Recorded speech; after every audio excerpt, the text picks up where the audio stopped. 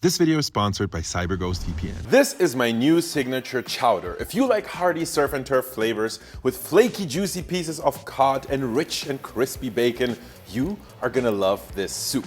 Yes, you heard me right. This year, we're not missing out on soup season. In fact, we're starting things early and we're kicking things off with a bang. Because this chowder is packed with comfort and flavor, comes together in just over half an hour, and it's even a one-pot recipe. Or let's say almost, because I do have a few hacks up my sleeve that require a little bit more than that, but don't worry, it's still super easy to make, I promise. But for those who are new to the dish, chowder is a US-American specialty originating from the country's northeast. It was originally made from dried fish and dried crackers on sailing ships, so it was a very humble, down-to-earth food meant to feed hungry sailors. But over time it evolved and became a true American classic, especially in the region of New England, where the most popular variety is probably clam chowder. But the thing with clams is they're kinda hard to source in a lot of places. While it's perfectly fine to use canned or jarred clams, these can vary so much in type and quality that I decided to go for something else entirely and use good old frozen cod in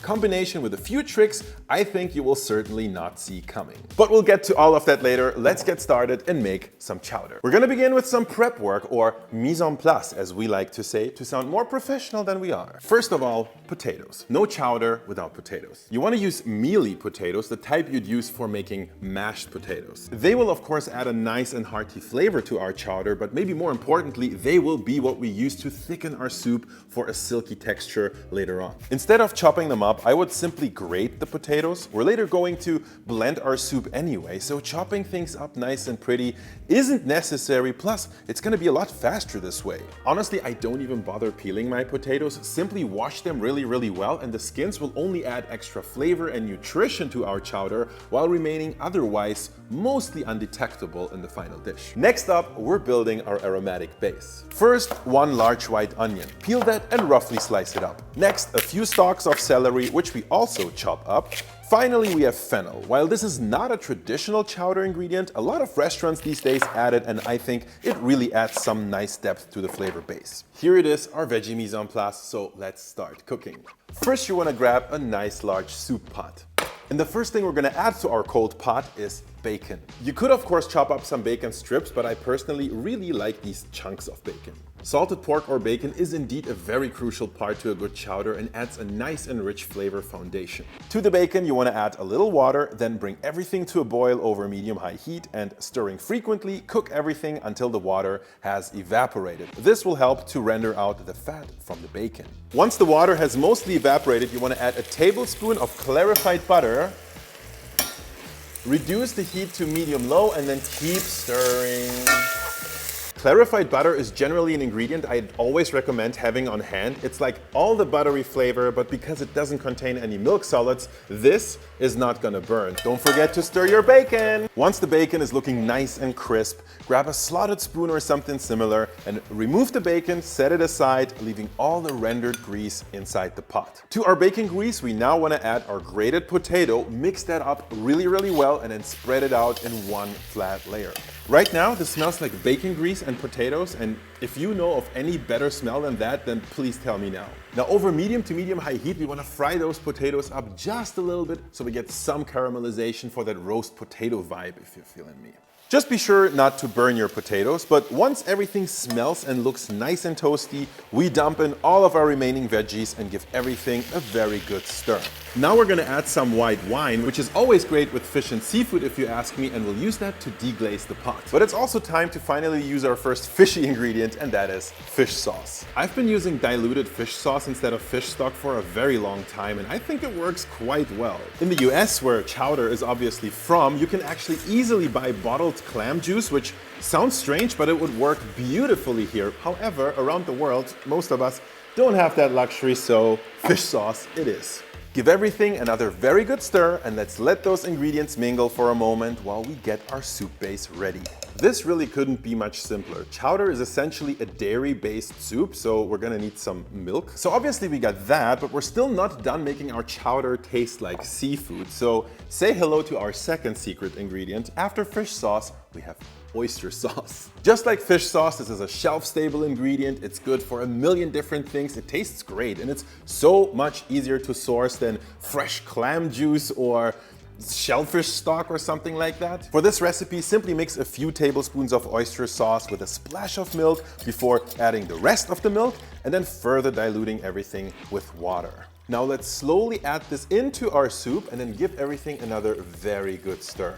For a bit of hearty flavor, I'm gonna add 2 bay leaves to this and a little bit, and by a little bit, I mean like 1/8 of a teaspoon of nutmeg. Nutmeg is super intense, but it really adds a very nice depth to this. Now we gotta let this simmer for around 10 minutes or so to soften up the veggies, which is the perfect time to share a message from this video's sponsor. Let's face it, it's 2024. With all the sketchy websites and trackers out there, online safety should be everyone's priority. And when it comes to that, having a good VPN in your toolkit is absolutely essential. Shout out to this video's sponsor, CyberGhost VPN. With CyberGhost VPN, all your internet traffic zips through a secure tunnel, keeping your IP hidden and adding a layer of protection. You want your history and data secured and encrypted, so what you do online is strictly your business. You can also change your online location so you get access to geo-restricted content from dozens of streaming services like Netflix. And that's not all. With CyberGhost VPN, you can find better online shopping deals or play games blocked in your region. CyberGhost works on all the platforms: Windows, Mac, iOS, Android, even your smart TV and gaming consoles.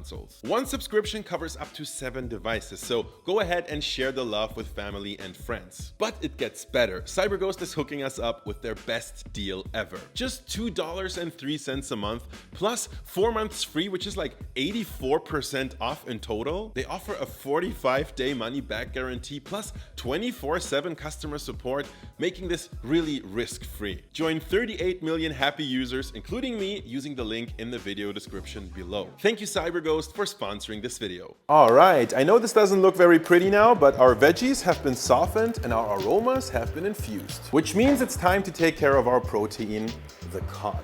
Cod is extremely lean. It has virtually 0% fat, which means it's crucial not to overcook this. And the best way to do that is to just gently place our cod fillets on top of our bed of veggies, close the lid, set the heat to medium-low, and let the cod poach in our soup for around 7 minutes. This will ensure gentle cooking, but it's also going to make sure that all the flavor from the cod goes straight into our soup and makes it taste even more like the ocean. While that's happening, let's go on a little side quest. Traditional chowder is almost always served with some oyster crackers, which outside the US are super hard to come by. However, they're also extremely basic. They're pretty much just the most plain crackers you can imagine, but smaller. So if you wanted to, you could just take some regular crackers, break those up, and use those, but I have something, wow, it's so dry, but I have something much better for you. In a little pan over medium heat, melt a tablespoon of butter, and as soon as that's bubbling, incorporate some panko breadcrumbs. Stir constantly for about 2 minutes or until the breadcrumbs start looking nice and golden brown.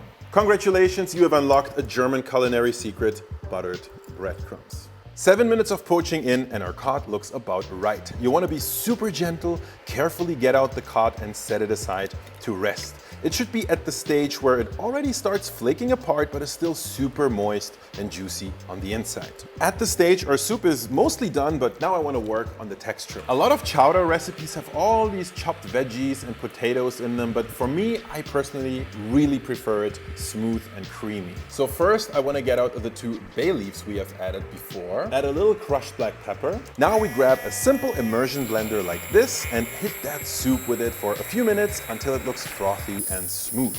And at this last stage, I also like to stir in just a little finely chopped dill. Not too much though, because it can get quite dominant. And now we finally have our soup base for real. Like if you want to, you can give this a taste and season it with extra salt and pepper if you want to. Mine should be just right now. Let me just try a little bit to make sure everything has gone to plan. It has. Our cod has slightly cooled down now. So what you can do now is to just carefully flake that apart until we get these nice, super tender chunks. This looks about perfect. Now grab a bowl or mug of your choice, ladle in some hot chowder soup base. This recipe yields around 3 to 4 servings, by the way. Top that with some of our flaked cod, a little bit of bacon, as much as you like, a good sprinkling of those buttered breadcrumbs, and finally garnish with some finely chopped chives and just a little bit of chopped parsley as well. Finally, I like to add a wedge of lemon because this is still seafood after all, and we all know seafood and lemon is a match made in heaven. Now there's just one thing left to do. Let's go out and taste this thing.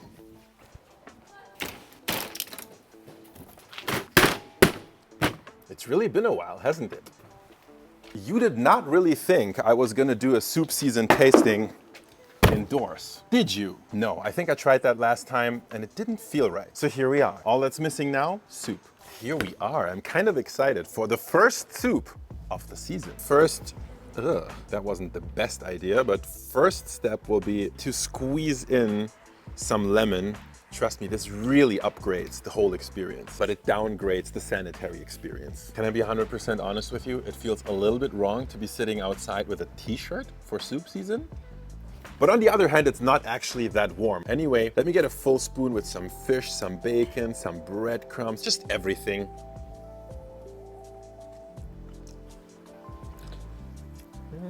I feel like a tired sailor who is just regaining his energy after eating this meal on a long adventure to the shores of America. Feeling like a Viking who lived off cod only for months and months while faring the high seas. I just got a little hint of dill. It's delicious. It's delicious.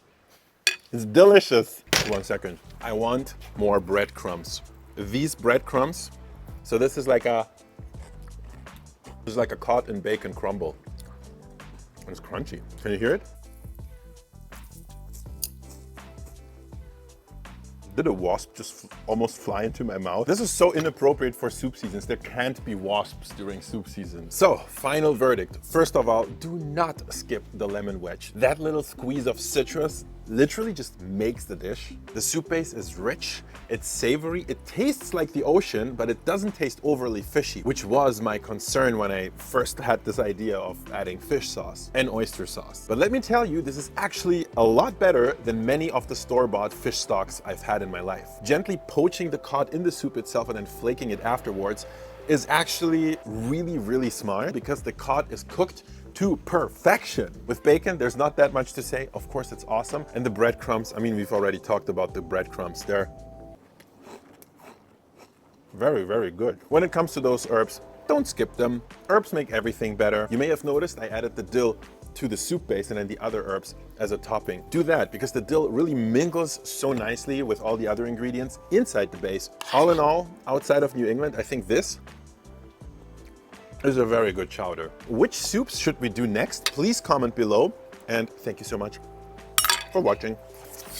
Thanks again to CyberGhost for sponsoring this video. They protect your data while you browse and give you access to blocked online content for just over $2 a month. Click the link in the video description to find their special offer with 84% off and a 45-day money-back guarantee.